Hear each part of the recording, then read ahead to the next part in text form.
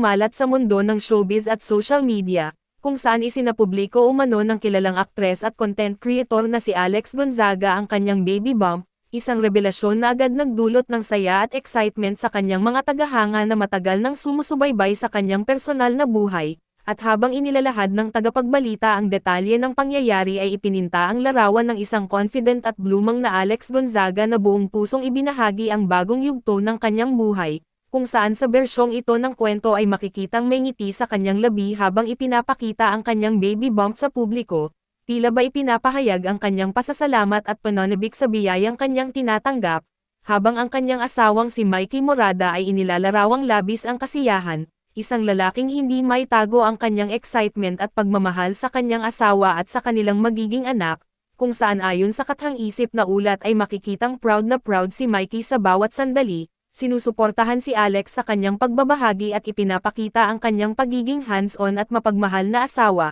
at habang kumakalat ang balitang ito ay agad namang bumuhos ang pagbati mula sa kanilang mga tagahanga at kapwa personalidad sa industriya, kung saan ang social media ay napuno ng mga mensahe ng pagmamahal, suporta, at panalangin para sa ligtas na pagbubuntis ni Alex Gonzaga. Habang ang ilan naman ay nagsabing matagal na nilang hinihintay ang ganitong balita at labis silang natutuwa na makita ang aktres na masaya at fulfilled sa kanyang buhay bilang asawa at soon-to-be mother, at ayon sa mga komentariste sa kathang-isip na balita ay ang paglalantad ng kanyang baby bump ay hindi lamang simpleng anunsyo kundi isang simbolo ng kanyang katatagan at pananampalataya, lalo na sa kabila ng mga pagsubok na maaaring kanyang pinagdaanan bago marating ang puntong ito. Habang si Mikey Morada naman ay inilalarawang patuloy na nagbibigay inspirasyon at lakas sa kanyang asawa, isang presensyang mahalaga sa bawat hakbang ng kanilang journey bilang mag-asawa at magiging magulang, at habang papalapit sa huling bahagi ng ulat ay inilalarawan ang mag-asawa bilang mas nagkakaisa,